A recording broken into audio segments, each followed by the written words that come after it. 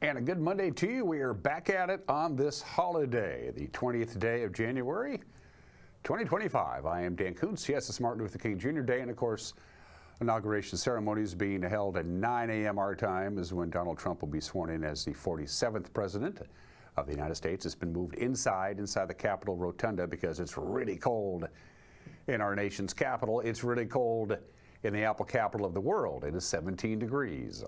Outside of our studios. It is clear skies. It's a beautiful morning. The clouds are going to thicken up, though, as the day progresses. We're still under the influence of that ridge of high pressure.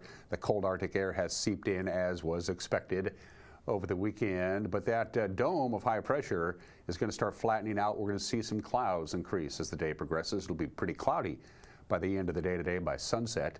And then it clears out overnight tonight, and we're going to have another chilly morning on Tuesday, and then a gradual warming trend. A lot of sunshine all this week, with the exception of later on today. Again, the clouds, there'll be high clouds, but they'll be there. They'll be very noticeable. It's beautiful yesterday. 37 degrees. I got a little cabin fever. I got outside for quite some time yesterday, and I'm glad I did. All I had to do was bundle up and layer up, and it was good to feel the sunshine. It was 34 on Saturday, 37 yesterday. We're going to be lucky to get to 30 today, and that 17-degree mark is nothing compared to Winthrop. Winthrop at one point about 2 o'clock this morning got down to -1 degree below zero. Everybody is going to be chilly. All those details are coming up. There's a lot of news, a lot of news to get to. We'll get through all of that. There's a lot of sports to get to. We'll get through all of that. It's an incredibly busy day, and today in history, a lot of it is inauguration related as well. We have a lot of things to get to today. It's going to be a busy Monday, and we're ready to go right back at it. 3 slides to show for you from the National Weather Service. First of all, a preview of next month. This is what February looks like, and as you can see by the national map, we have about a 60% chance of seeing our normal temperatures below where they should be for the month of February. So it looks like it's going to be cooler than normal. The Climate Prediction Center, they're the ones who do these long-term forecasts, and they're pretty good at it. Now, I know there's a lot of, a lot of computer models and everything that get together and they hash things out. This is what they think the month of February will look like for the entire month for the continental United States. You want sunny and warm? Head to Arizona and New Mexico. You'll be in good chances there. As far as precipitation is concerned, yep, looks like we're going to have a little bit more than normal. We have about a 60% chance of above normal precipitation, and since we're talking below normal temperatures and above normal precipitation, we can pretty much assume that's going to be in the form of snow. And again, if you want warm temperatures, your best bet is down in the American Southwest and, of course, Florida. Florida right now, today, is about the only place, the very southern tip of Florida, I should say, is about the only place you're going to escape the cold. This Arctic air mass is basically enveloping the entire United States. Overnight low in Los Angeles was 38. They're not used to that. It's like -30 in the Dakotas. It's chilly there. Speaking of cold, here's a regional look at our overnight lows and our afternoon highs. This includes the Wenatchee Valley, but we throw this up because it has other locations that are in our viewing area. But we don't never necessarily give them as much love. Omak is going to get down to about 11 degrees. It's 12 degrees right now in Omak. They're still going to get a little bit colder. Look how cold it's going to be in the Republic. Moses Lake. Nobody is escaping the really cold temperatures. Looks like this overnight low, where we're at now at 17, is going to be about the coldest. It'll be a little bit warmer, but not much. On Tuesday's overnight low, and then Wednesday, a gradual warming trend. It's going to take its sweet time. And there is the slightest, and I mean the slightest chance of some light snow on Friday. Only about a 20% chance, but it's there. It has been very mild and dry weather as far as snow is concerned, but it looks like, as you saw the February forecast, that may not be the case. By the way, sunrise this morning, 7:39, sunset this afternoon, 4:45. We're over the 9-hour mark. We did that on Saturday, 9 hours and 6 minutes. We're gaining about 2.5 minutes of daylight each day. I can live with that. In detail from the National Weather Service, if you have the day off, and a lot of people do, it is the holiday. No governmental offices, no mail delivery, no school for the most part, banks not doing business today. Well, it might be a day just to stay inside because the clouds are going to be increasing as we get through This holiday will top off at about 30. That's pretty chilly for an afternoon high. Cloudy in the early evening hours, and then while we're all sleeping, or most of us are sleeping, the clouds will be departing. So this little system that's going to come in and bring us the high clouds, it's only going to last for about 10 hours. That's it. It'll be gone Johnson by the time the sunrise comes up tomorrow. Sunshine all day on Tuesday, 35 for the overnight low. A couple of clouds popping in and out on Tuesday night, 22 for the overnight low. 35 with sunshine on Wednesday, 38 with sunshine on Thursday. Then the clouds start rolling in Thursday night as a weak system pops in. By the time we get to Thursday night, the high pressure ridge will no longer be around. Chance of snow on Friday, not much, about 20%, but it's there. Maybe a little rain, maybe a little bit of snow. We're going to warm up quite a bit on Friday. We'll be pushing 40 by Friday, and we'll see temperatures in the mid-30s with lots of sunshine Saturday and Sunday. It's been a very sunny stretch of weather. Today will be the exception, but outside of that, bundle up and get outside and get your vitamin D in because it feels good. All right, we're going to take a break, and when we come back, there is a lot of news to get to on this Monday. You're watching Wake Up on Wenatchee Valley on the NCWLIFE channel.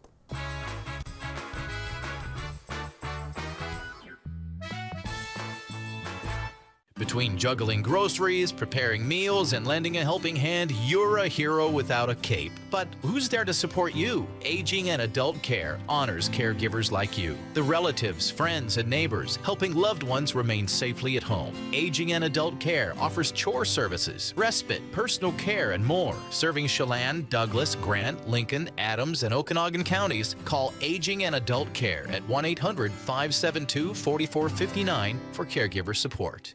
Blue Lagoon Pool and Spa, located on South Wenatchee Ave, has the largest selection of spas and swim spas in town. Stay cool this summer in an artesian swim spa and use it all year long. We enjoy helping families reconnect one spa at a time.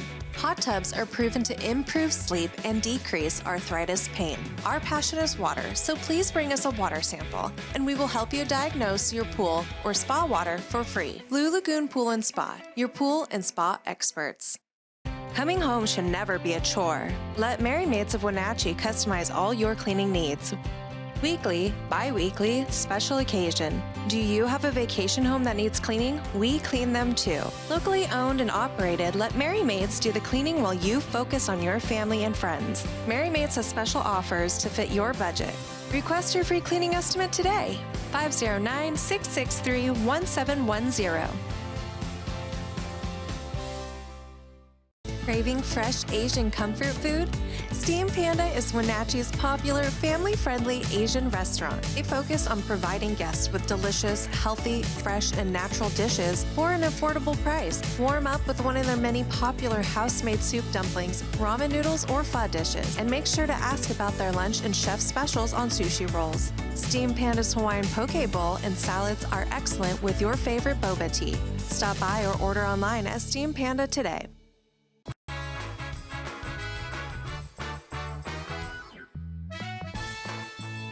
It is clear, it is cold, 17 degrees. We'll see the clouds thicken up as the day progresses. High clouds will be blocking out the sun for the most part. We'll get up to 30 and then nothing but sunshine for the rest of the week and into the weekend with a gradual, and I mean gradual, warming trend. 8 minutes after the hour, a single call rollover accident on State Route 283 has claimed the life of a Marysville man. This happened last night.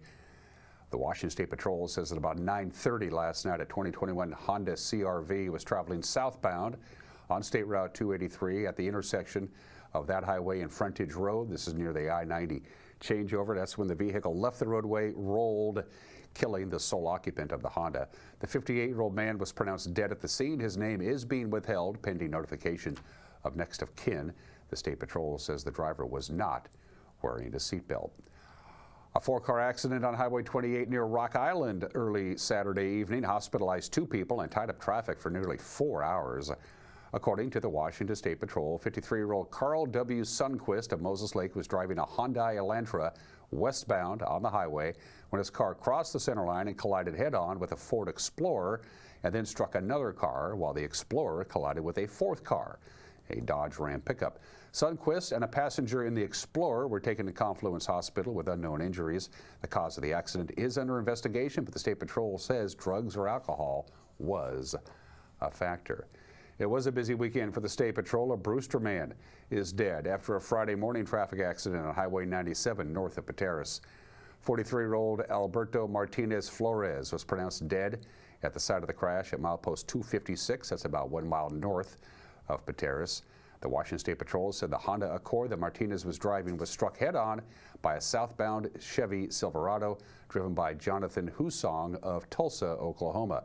Husong was not injured. His truck then struck a third vehicle and a nearby guardrail. Troopers say Husong was under the influence of drugs or alcohol when the crash occurred. They are treating the incident as a vehicular homicide. The highway remained closed on both sides of the accident for about 3 hours. Prosecutors say charges are pending for the man accused of breaking into a downtown Wenatchee restaurant twice in 1 week. On Wednesday, Wenatchee police arrested 31-year-old Han Bin Yu after he was allegedly spotted on a security video breaking into Iwa Sushi, once on January 7th and then again on January 12th. Cash, alcohol, an iPad, and a computer were taken from the business. Yu was also accused of multiple thefts last month from the Wenatchee Target store. He was booked into the Chelan County Jail on Wednesday but then released while Chelan County prosecutors reviewed the case. Chief Deputy Prosecutor Ryan Vallis says Yu will initially face charges of burglary and theft with other felony counts possible. Police suspect that he was one of 2 men involved in the January 7th burglary. The second suspect has not yet been questioned. A city's comprehensive plan is the document that guides its construction, its zoning, streets, sewers, and the overall growth of a city over the course of a couple of decades. On Thursday night, the City of Wenatchee launched its revision process with a meeting at City Hall with the City Council and the Wenatchee Planning Commission. Public input is key to the comprehensive plan process. The Assistant Community Development Director is Stephen Noonschwander, and he says there'll be lots of opportunities for the people of Wenatchee to help shape the city's future. We're required by the Growth Management Act to have a new comprehensive plan in place by the end of June 2026. I think that's probably one of the most important aspects of the comprehensive plan is that everyone in the community can participate, share their views of what they love about the city of Wenatchee, some things that frustrate them, what they would like to see in the future, what they would like to see now, and share that. So we'll be having a series of open houses, planning commission, city council meetings. We'll have a survey that's going to go online here in the next 2 weeks that people can fill out. It's going to ask a lot of questions about how they interact with the community, where they live, where they shop, where they recreate, questions about traffic, how they move around the city, and a great opportunity for everyone to participate. City staff will be reaching out to organizations throughout the community to come talk to their members so that we can get to as many people as we possibly can here in the city of Wenatchee. The Wenatchee School District is working to educate voters on its upcoming levy. It'll appear on the ballots next month, February 11th to be specific. Levies, of course, are different from bonds. School bonds are for building. Levies fund items not funded by the state, including staffing and transportation, building maintenance, special education, and sports. We had a chance to speak with Superintendent Corey Callahar to learn more about how the levy funding affects the Wenatchee School District.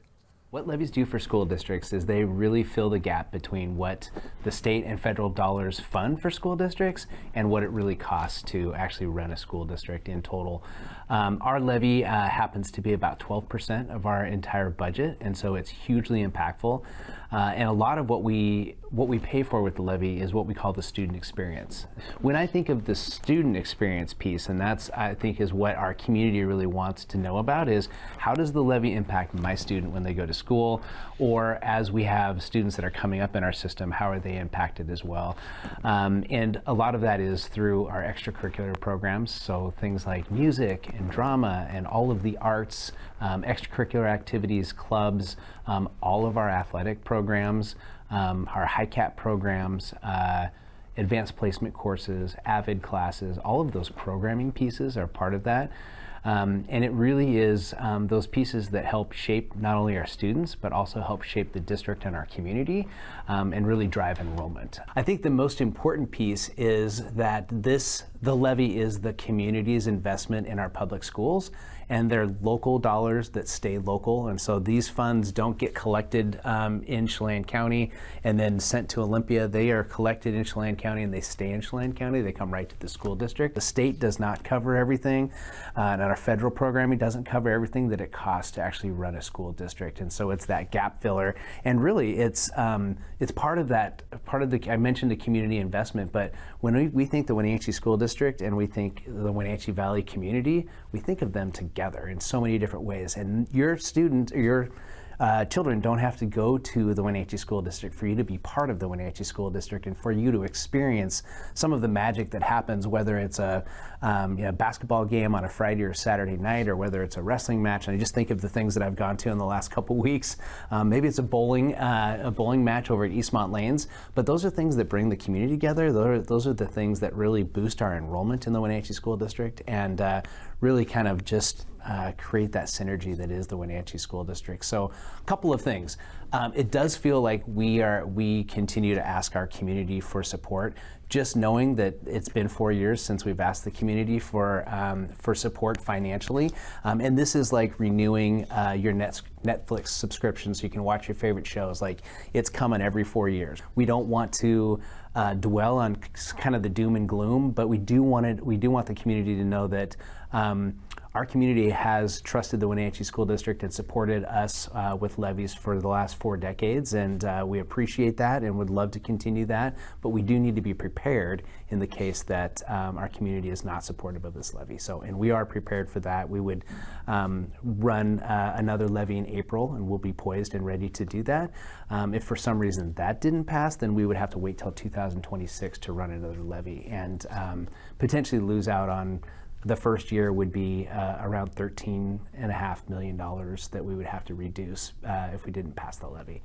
And the second year could be up to $20 million. So it's hugely impactful. So we really appreciate the community's support and them knowing exactly what the levy is and what it funds so they can make an informed decision on February 11th.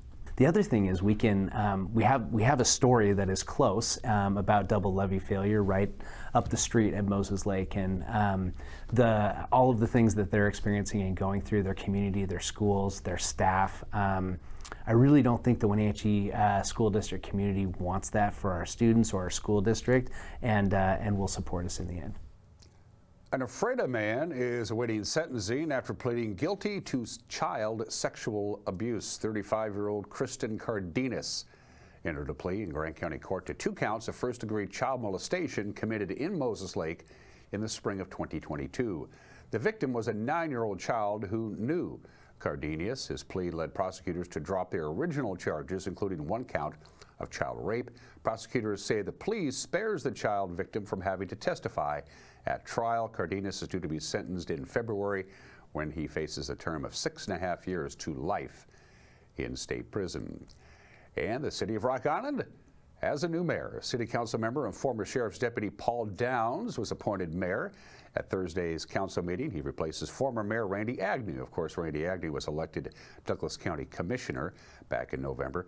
Downs retired from the Douglas County Sheriff's Office in 2019 when election to the city council in 2023. He's also joined the Link Transit Board this month as Rock Island's regional representative.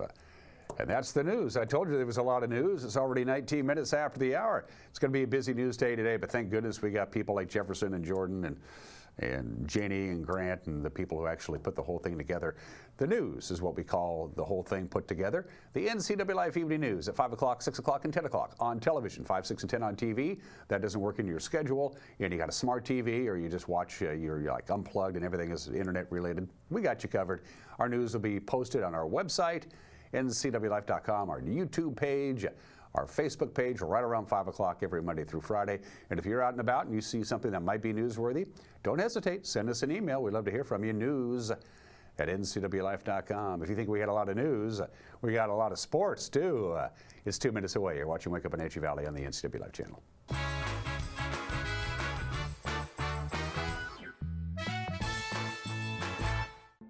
The family at the Epladolin want to help your loved one feel at ease in their new home environment. Epladolin offers beautiful one-bedroom and studio apartments. Residents enjoy 3 delicious home-style meals a day, laundry service, housekeeping service, and encouragement to make themselves cozy in their new home. Epladolin welcomes your family to come and visit their family. Epladolin, independent and assisted living. They make the complicated easy for you. Call today for a tour. Caught in a conflict? Family? Workplace? Neighbor? Business? Housing disputes? Wenatchee Valley Dispute Resolution Center provides mediation services, a cost-effective and efficient way to provide a written resolution to disputes and issues. Plus, we offer mediation training and community education on conflict resolution and communication skills. Contact us to learn more. Let your kindness shine bright at Boswell's. This holiday season, donate $50 or more to charity and save $400 on stressless Mayfair recliners and ottomans. And save $200 on any stressless recliner, home office chair, and each seat of a stressless sofa. Plus, take $200 off 4 stressless dining chairs now. Shop Boswell's, 2915 Easy Street in Wenatchee.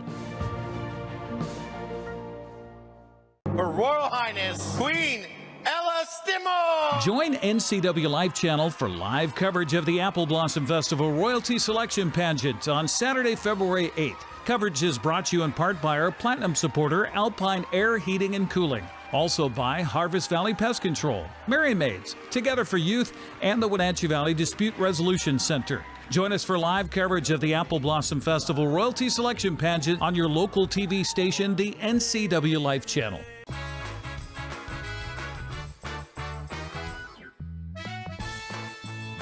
"22 minutes after the hour in sports, we're good to go. The NFL's conference championships are set. They had the 4 divisional games over the weekend. We'll do these in order. Kansas City's Travis Kelce had the best game of his season. The Chiefs beat Houston 23-14. Kelce had caught 7 passes, 117 yards, and a touchdown. Kansas City's defense sacked C.J. Stroud 8 times. They move on. Jaden Daniels combined for 350 yards through the air and on the ground to lead Washington to an upset of Detroit 45-31. The Lions had 5 turnovers in the game. Their season is over. Shaquan Barkley rushed for 205 yards and a couple of touchdowns. Philadelphia held off the Rams yesterday morning 28-22. And then Baltimore's Mark Andrews dropped what would have been the game-tying 2-point conversion as the Ravens lost in Buffalo 27-24. Lamar Jackson connected with Isaiah Likely on a 24-yard touchdown pass with a $144 in the game. The Ravens went for 2 and the tie, but Andrews bobbled the pass at the goal line, landed on his back. Bless his heart, he's got to be the sickest man in America. The NFC title will be in Philadelphia Sunday, 12 noon on Fox. The Eagles host the Commanders. It'll be followed by the AFC Championship Sunday at 3:30. Kansas City will host Buffalo on CBS. And, of course, the college football season culminates in Atlanta tonight with the national championship. It's Ohio State and Notre Dame. The first 12-team tournament ends tonight. The game will be at Mercedes-Benz Stadium. Kickoff at 4:30 on ESPN. The Seattle Kraken scored a big home win Saturday in NHL play. Jaden Schwartz had a hat trick. The Kraken topped the Kings 4-2. Schwartz started the scoring for Seattle in the first minute of the game. John Forsland had the call on Kong TV. Lays it across for Vince Gunn. It's tipped high by Adrian Kempe. Larson whips it wide, and Kempe will hunt it down. Alex Turcotte broken up. Kako, Schwartz, he scores! 28 seconds in. Jaden Schwartz, right on the mark. Who plays the role of Doughty on this power play? Fiala, Spence in control. Point-to-point passing downstairs, centering pass. They score!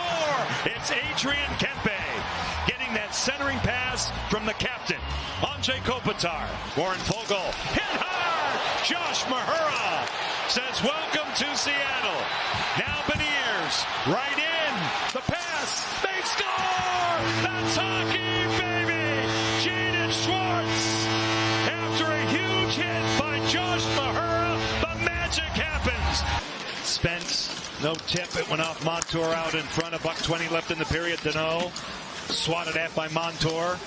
Spence hammers it. They score! with traffic in front. We'll see. DeCord was taken down. Trevor Moore parked out in front. Jordan Spence with the shot. Jamie Oleksiak. Seattle through center in the person of Chandler Stevenson. Nice pass for Rakowski. Now Bjorkstrand. Tipped home. Chandler Stevenson. Tick, tack, goal. Whistled was done. A breakaway. Short-handed. Warren Fogle walks in. Deeks. Stopped by DeCord. What a save by Joey DeCord. Tanev goes to the corner. Eluding the pinch from Edmondson. A trap by Deneau. Blocked by Evans. A shot. DeCord a dandy. Now Fiala mishandling the puck. Kakko's got it. Capo Kakko. Schwartz for the Hattie. Yes, sir! Hey, hey! What do you say? Jaden Schwartz puts it away. The Kraken Nation will count it out. That's Kraken hockey, baby.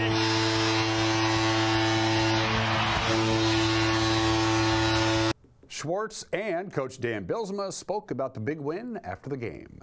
It's important. They're a team that checks pretty hard. They don't give up a whole lot, so they do a good job of being aggressive and that everyone was pushing the pace, and our D were up in the play and kind of made it hard on them. So it was a good start for us. How the game started and kind of catching a bad break with the penalty call and them scoring a power play goal on it. I thought the hit by Josh was, you don't want to say it's a turning point in a game, I think, but it was, I think, a huge statement hit, and getting the goal right after it, was a sign to everybody we were in the match. Kraken back on home ice today. It's a matinee. Buffalo is in town, 1 o'clock, because, of course, it is a holiday. It'll be broadcast on Kong TV. Gonzaga stumbled again in men's college basketball over the weekend. The Zags lost 2 straight conference games for the first time since 2013. That's been a long time. They lost to Santa Clara in the Kennel, 103-99. Idaho edged Eastern Washington. Washington State pounded Portland. As far as the ladies are concerned, Haley Van Lith scored a team-high 24 points to lift 10th-ranked TCU over 23rd-ranked Utah Friday in women's college basketball. The final there was 81-73. On Saturday, Idaho topped Eastern Washington. The Husky women beat Purdue in Seattle big time. Washington State no trouble with Santa Clara, and Gonzaga ladies beat Loyola Marymount 69-58. The Wenatchee Wild had a 1-2 weekend in Western Hockey League play. Wenatchee lost to Lethbridge at home at the Town Toyota Center on Friday 4-2. Things went better though. Saturday down in Kennewick, the Wild picked up a 4-2 win over the Tri-City Americans. As the Wild chip the puck to center. Here's Miles Cooper cutting across the line. He'll drop it off. Friesen scores. Evan Friesen from the slot fires it past the glove hand of Lucas Mateka, and Wenatchee takes a 1-0 lead. Here's Nick Anisimowicz. He's wrapped up, reaching, sends it in front. Max Curran tries to hook it in front of the goal, scores! Knocked home by Jake Sloan for his 13th goal of the season. 4 minutes to go in the first period, and Tri-City has tied the game at 1. Pressure along the left circle now. Lucas Sherbina heading down to the goal line. Shattering pass out in front of the goal, and they score. Ty Spencer gets his first as a Wenatchee Wild, and all that pressure ends up on the back of the goal as Wenatchee takes a 2-1 lead. Looks both ways, now rips it around near side. It'll bounce toward the blue line. Goldsmith looking to hold it in, he does. Down toward the goal line, bouncing puck out in front of the crease, in the blue paint. Now a centering feed comes through the blue paint, picked up by Garland behind the goal. He'll center, stopped by G, scores! Brandon Wynot with his 21st goal of the season, and Tri-City answers back to tie the game at 2. The left wing wall, Wenatchee in the slot, pass down low, left circle back in front of the goal, scores! Deegan McMillan takes the centering feed, 5:50 to go in the game, and it's 3-2 Wenatchee. Carter McAdams with it now, being pressured as he backhands it around behind his net. Jackson Smith, dangerous play, turned it over, and Wenatchee will score. Turned over in front with the empty net, and Wenatchee makes it 4-2 with 57 seconds to play. That was Friday. On Saturday, or Sunday I should say, Wenatchee found itself down 2-0 heading into the third period yesterday, or right here at home against Tri-City. The Americans scored another in the third, and then Wenatchee mounted a comeback. Austin Drade with a call on the Wenatchee Wild Hockey Network. Wenatchee has not been able to answer here. Smith muscles one on, tapped, scored. A second chance in front, and I think that one might have come out of midair. Savenberg. Wild head on the Dick's Heating and Air Conditioning power play. Right off the draw, they score! 5 seconds into the power play, and Reed Andreessen has got Wenatchee on the board. It's 3-1. Sites with the power play assists on it. At the left point, Wild setting up again. Sherbina wristed through, they score! Here they come again! Sean Rios against his old mates. It's 3-2. This is a must for Wenatchee. A Dick's Heating and Air Conditioning power play here and a chance to tie it with 4 minutes to go. 3-2 game. Down to the goal line. Almost took a hop off the stick. Rios, one-time tapper from the right wing circle, but it's not cleared out. Seitz left point, Andreessen. Back over for Seitz, looking for an angle. Wrist shot, pinballs around. Wild trying to find it. It pinballs the wrong way, and why not clears it down. And he's off to the bench. Near corner, Friesen. Empty net for the Wild with 55 seconds to go. Near corner for Friesen. Out top for Seitz. They need one to tie it. Wrist shot, Sherbina got it blocked. Near corner. Held into the wall. It is Rios. Working a pass for Friesen. Back to Rios. Clears it out for Seitz, right point. Cycled left point for Andreessen. Up top, Sherbina. Looking for an angle. Seitz, wrist shot. Glove save at the side of the net by Mateka. On the end boards for Rios. Twirls it for Sherbina. Finding Cooper. Going back door. Sent it wide. Andreessen for Seitz. Down to 13 seconds. Along the goal line. Chase back. Up top, Seitz one-timer. Got blocked. Down to 5. Looking for it is Sherbina. It's cleared out. And the Wild are going to run out of time. Tri-City, the definition of an escape from the Wolves' den here today, and a hard-fought 3-2 Americans victory. Wenatchee's back at the Town Theater Center again this weekend. They got Everett in town Friday at 7 o'clock. All right, Friday, we're going to go back in time. Prep boys basketball scoreboard. Sunnyside edged Eastmont. Davis topped Moses Lake. West Valley whipped on Wenatchee on Friday. Other games, Selah over Quincy. Grandview got by Ephrata. Cashmere edged Connell. Lake Roosevelt down to Okanagan. Liberty Bell over Omak on Friday. Medicine topped Bridgeport. It was Orville boys over Antioch. Waterville Mansfield beat Wilson Creek. And Curlew topped Pateris. Winners on the girls' side on Friday. Eastmont, Davis, West Valley, Selah, Grandview. Cashmere completes the sweep. Nooksack Valley, Omak, Okanagan, Manson, Antioch, Pateris, and Wilson Creek. Eastmont had a very good second quarter, and then they held off a late Wenatchee rally on Saturday night. In boys basketball, we had the game here. The final was 62-57. Grant Olson caught up with Logan Babst after the game. And we are back at Wenatchee High School, and joining me now is our NCWLIFE player of the game, junior Lucas Babst. And Lucas, he ended up with 15 points off the bench. Nice game. Thank you. Thank you. You know, it was a tough game against Wenatchee, a 13-point win back in December. You guys kind of blew this one open in the second quarter. Was a fast start part of your plan tonight? Yeah, no, that was one of the main things we talked about in the locker room. Getting off to a fast start, you know, last few games we've kind of struggled in the first half, so being able to get off and do a good start and come in with a pretty comfortable lead going into the second half. Really. You know, I talked to Coach Knowles in the pregame about all of the close games you've had now in league play. You finally get your first league win, and now it's really the meat of the Big 9 schedule coming up. Yep. Yeah, I'm excited for it. And was part of your plan also tonight, I was curious about that, to push the ball up as fast as you could tonight? It looked like you pushed it a little more than the last time, too. Yeah, no, tempo is always on our agenda, and, you know, it was a pretty important factor in tonight's win. Other boys play on Saturday. Cashmere got by Wahluke. Royal topped Chelan. Freeman edged Lake Roosevelt. Okanagan beat Warden 99-44. Wow. Wilson Creek edged Easton. Waterville Mansfield topped Antioch. Soap Lake beat Oroville 63-57. Girls scores on Saturday. Eastmont blasted Wenatchee 72-8.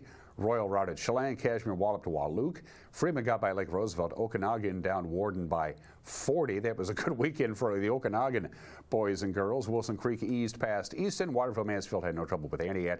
and Soap Lake stopped Oroville. And we got wrestling right here. On Thursday will be match side at the Wenatchee High School Gymnasium. The Panthers host the Grizzlies. The girls starts at 6. The boys to follow, Eric Granstrom and his dad Dave. On the broadcast, it will be streamed on our Facebook on Thursday. It'll air on TV Friday night at 7 o'clock. And those are just some of the games that people are playing at 34 minutes after the hour. It is Martin Luther King Jr. Day today, except in Alabama and Mississippi, they still call it Robert E. Lee's birthday as well. In Idaho, today is Human Rights Day, and in Arizona and New Hampshire, it's Civil Rights Day. Whatever you want to call it, I prefer to call it Martin Luther King Jr. Day. But it's the obscure holiday that we do, so we're going to appreciate the penguin today. It is Penguin Appreciation Day and Awareness Day today. There are 17 species of penguins. All of them are in the southern hemisphere. A penguin's striking color is a matter of camouflage. From above, it's black. That means it blends into the depths of the ocean. From below, its white belly is hidden against the bright surface. Unlike most birds, which lose and replace a few feathers at a time, penguins molt all at once. They spend about 2 or 3 weeks completely land-bound while they grow new feathers. Most penguins will mate with the same member of the opposite sex season after season, and in some species, it's the male penguin which incubates the eggs while the females hunt for weeks at a time. And because of this, they like fat guys, so they have to survive weeks without eating. That's the most desirable. And because they aren't used to natural enemies on ground, all of the penguins' natural enemies live in the ocean. Because they have no natural enemies on solid ground, wild penguins have no fear of humans. You can walk right up to them because they don't know they're no good for you. It is Penguin Awareness Day today. It's 36 minutes after the hour. It is January 20th, a lot of inaugurations. 88 years ago today, FDR is sworn in for his second term as president. This is the first time the presidential inauguration took place on January 20th. Before this date, 1937, it was on March 4th. The 20th Amendment changed that. So this was the first January 20th inauguration in 1937. 1941, Franklin D. Roosevelt is sworn in for his third term as president. The outgoing vice president, John Nance Gardner, administered the vice presidential oath to his replacement, Henry Wallace. 80 years ago, January 20th, 1945, FDR sworn in for his fourth term as president. This was towards the tail end of World War II, so the inauguration was held on the south portico of the White House rather than at the Capitol. The parade and all the other festivities were canceled as well. This was the last time that the outgoing vice president swore in his successor, which had previously been the practice.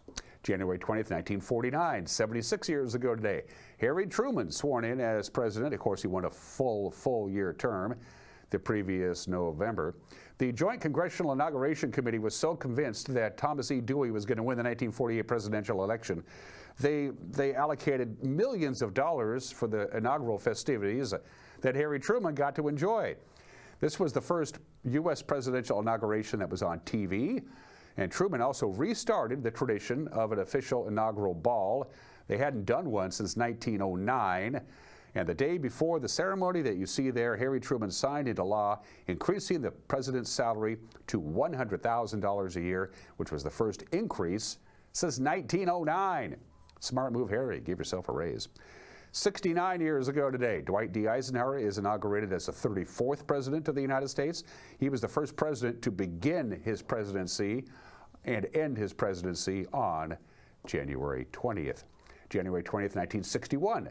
64 years ago today, JFK inaugurated as the 35th president of the United States, second youngest man ever to take the office and the first Roman Catholic. 5 first ladies were on hand: Edith Wilson, Eleanor Roosevelt, Bess Truman, Mamie Eisenhower, and Jackie Kennedy. And 3 future first ladies were witnesses: Lady Bird Johnson, Pat Nixon, and Betty Ford. 60 years ago today, January 20th, 1965, LBJ is sworn into a full 4-year term as president. Lady Bird Johnson founded the tradition that is kept up to this day. She held the Bible that the president swore in on, the first lady to do that. They've been doing that every year, every 4 years since 1965.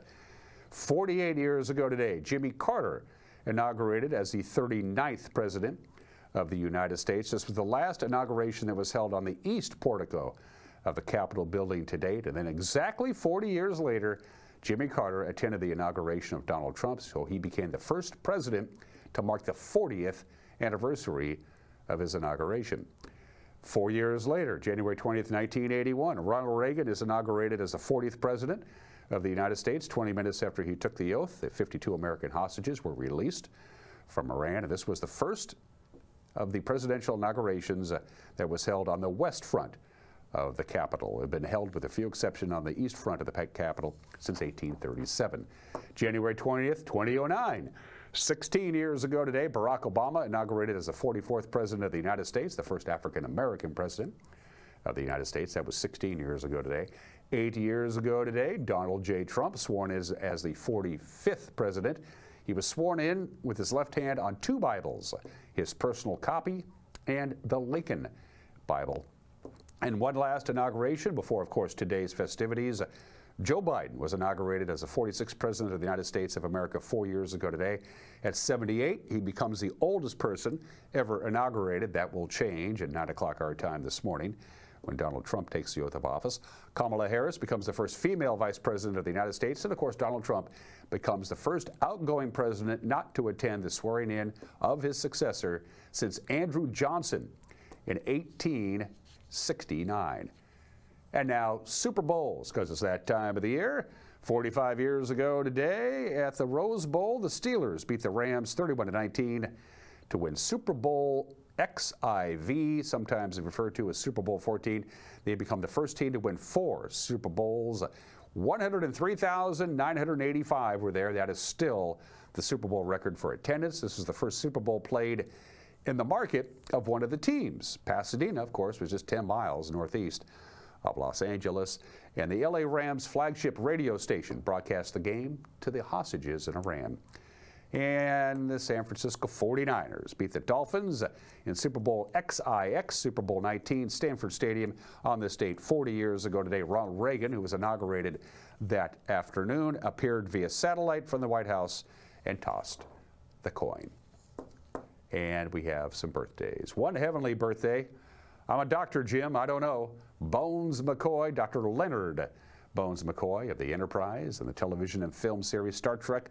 DeForest Kelley, born 105 years ago today, died in 1999 at the age of 79. Buzz Aldrin, the second man on the moon. He got out of the capsule 19 minutes after Neil Armstrong.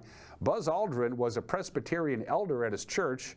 He became the first and to date only person to hold a religious ceremony on the moon. He is 95 years old today, and happy 59th birthday to Rainn Wilson. Dwight Schrute on The Office. He is 59 years old today. Special thanks to our platinum sponsor, Alpine Air. For heat and air, call Alpine Air. For heat and air, call Alpine Air. Ask about their Cash for Clunkers program. You may save yourself a lot of money. Coming up, Mike McNulty has an opinion, and then the Assistant Community Development Director for the City of Wenatchee, Stephen Neunschwander, had a chance to sit down to talk about the 20-year plan. We'll have that when we come back. You're watching Wake Up Wenatchee Valley on the NCWLIFE channel.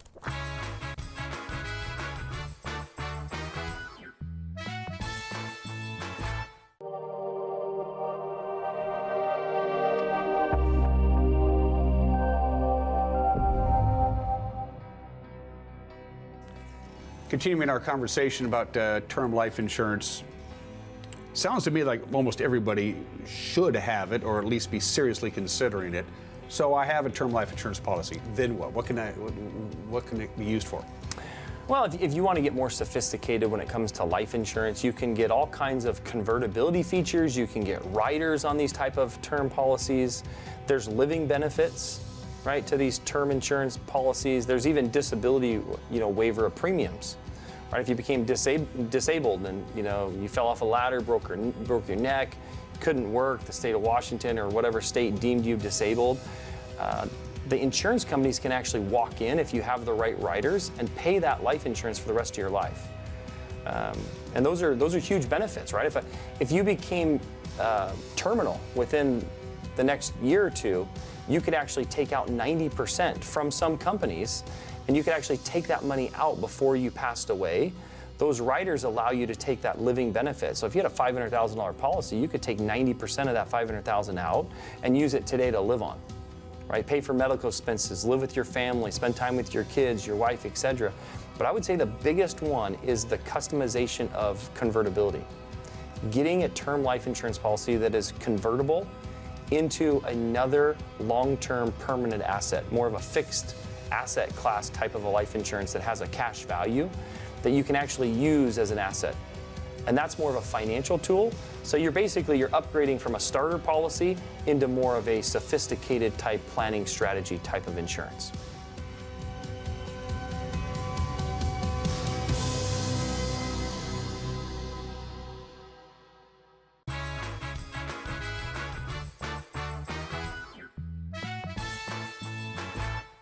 This is Mike Mad Dog McNutty, and everybody is entitled to my opinion. Now, my daughter, son-in-law, and grandchild Luca were coming over for dinner the other night. And I was going to cook salmon, so the day before they came, I told Luca, I said, we're having salmon. And Luca looked at me and he said, I'm allergic to salmon. Well, of course, meaning that he doesn't like salmon. Well, doggone it, in my day, the way I was raised, no one cared whether or not you liked something. You ate what was put in front of you, and you either ate it or you went hungry. Nobody put up with your culinary likes or dislikes. So remembering what I've been taught, I have, of course, made the kids some Italian sausage, which I know he loves. Hey, I'm his grandfather. I'm not his warden. This is Mike Mad Dog McNutty, and that's my opinion.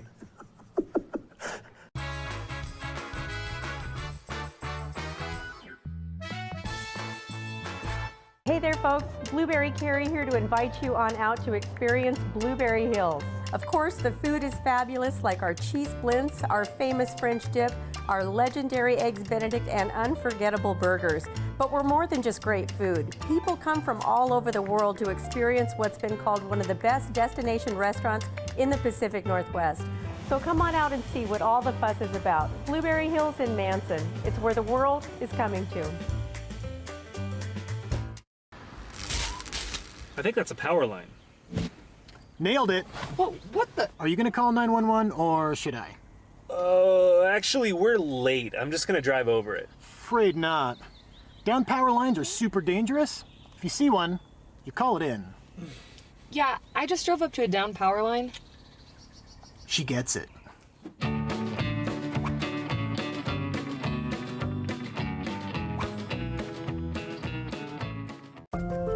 Community is more than just a place. It's the people, stories, and connections we share.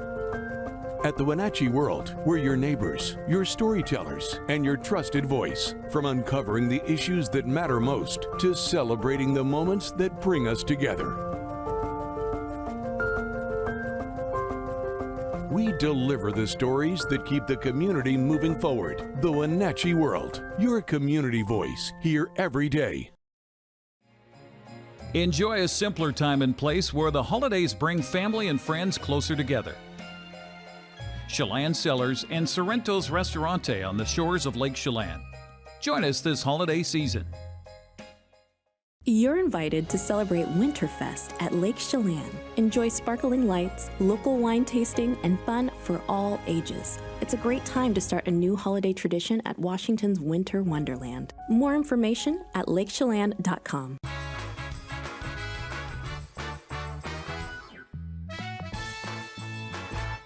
So the comprehensive plan is our framework of policies and goals that guide what happens here in the city of Wenatchee over the next 20-year time frame. So as we look at new housing, new development regulations, grants, road projects, utility projects, it all has a home in the comprehensive plan. That's really our guide, again, for goals and policies of how the city is going to grow over the next 20-year time frame. The current comprehensive plan that we've been working under has an expiration date, so when does this one come to an end? When do you need to have a new one in place? Yeah, so we're required by the Growth Management Act to have a new comprehensive plan in place by the end of June 2026. What part does the public play in helping to shape that? I mean, if you're looking for public input, what is the public's role in the development of it? Yeah, absolutely. I think that's probably one of the most important aspects of the comprehensive plan is that everyone in the community can participate, share their views of what they love about the city of Wenatchee, some things that frustrate them, what they would like to see in the future, what they would like to see now, and share that. So we'll be having a series of open houses, planning commission, city council meetings. We'll have a survey that's going to go online here in the next 2 weeks that people can fill out. It's going to ask a lot of questions about how they interact with the community, where they live, where they shop, where they recreate, questions about traffic, how they move around the city, and yeah, a great opportunity for everyone to participate. City staff will be reaching out to organizations throughout the community to come talk to their members so that we can get to as many people as we possibly can here in the city of Wenatchee. So the current plan is called Planning to Blossom 2037, and it's been updated as recently as this past year. Correct. Yeah. It does rely on a lot of data that goes back to 10 years ago or more, census data and things like that. Would the new comprehensive plan then be leaning on 2020 census data for those figures instead? Absolutely. Yeah. So we'll use the most available information and data that we have. The city commissioned a housing study that was completed by Burke Consulting that really has helped us understand the demographic changes in the community over time, housing needs, housing affordability, and helped us understand as we grow how many housing units we need to build on an annual basis so that we can meet the growing demand of everyone who wants to live in Wenatchee.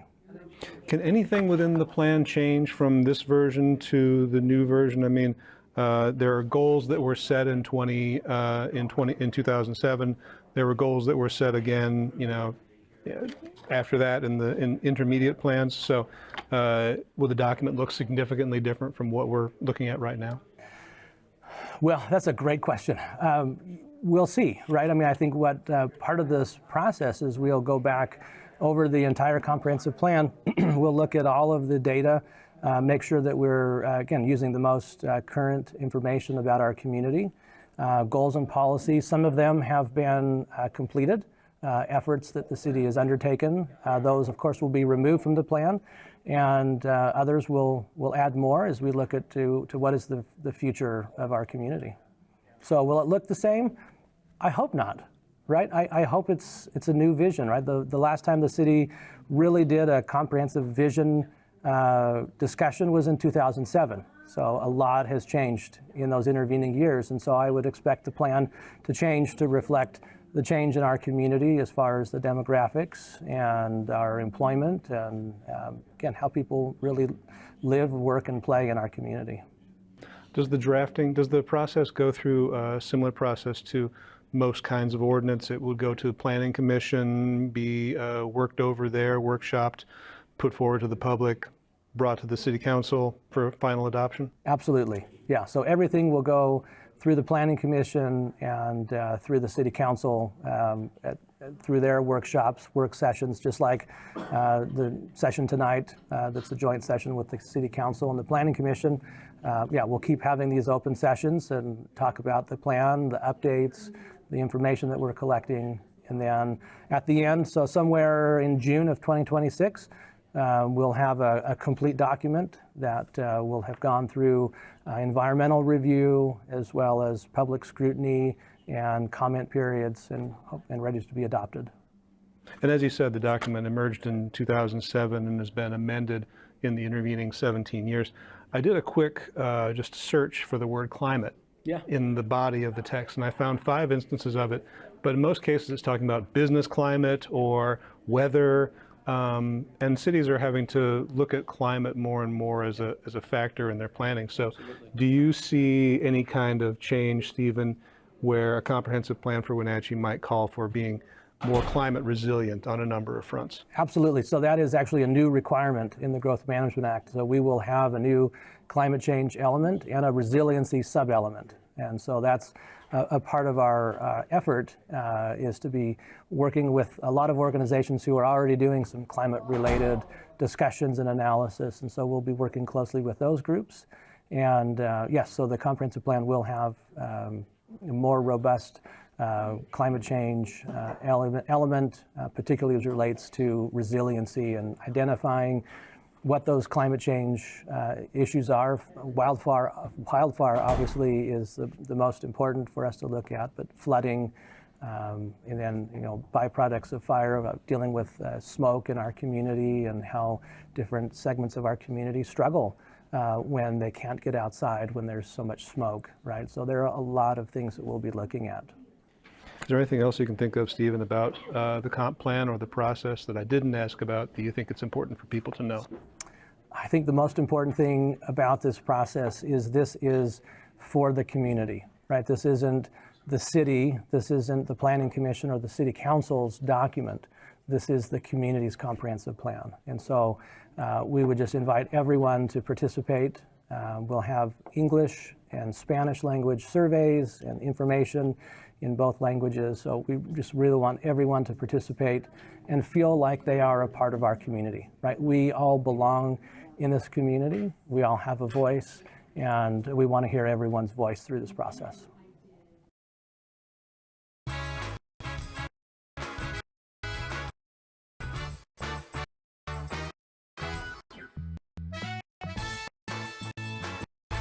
Who's trying to stretch their budget this January? That's pretty much all of us. That's why Abby's is offering this giant pizza that can feed up to 1, 2, 3, 4, 5, or 6 hungry people for less than $27. Now, that's an Abby's budget stretching deal. Worried about a no-fun January? Not at Abby's. Dine on our Bacon Cheddar Special. It's delicious and loaded with toppings and real cheese. Plus, it's on sale, and the kids can play some video games. Enjoy fun January at your local Abby's.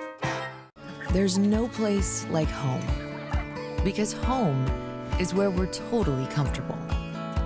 It's where we can be ourselves and let our guards down. It's where we make memories, and we're always imagining new ways to keep it totally comfortable. Carrier, total comfort, totally happy. Turn to the experts, Carrier and Alpine Air. Heat and air, call Alpine Air. When getting the job done right is job one, you need construction equipment that's built right. With durable Kubota engines, more comfort, and the versatility to do it all.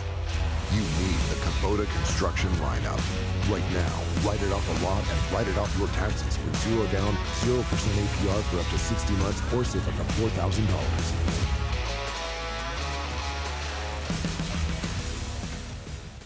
When you've been in business for 40 years, it's because you understand change and you put members first, always. Now Works is announcing a change in their membership model. Up to 6 people on one membership that you can mix and match. The more people, the bigger the discounts. Introducing the Works shared membership model. One membership, friends and family and flexibility. Works, the cleanest, friendliest, most helpful gyms you and your friends will ever join.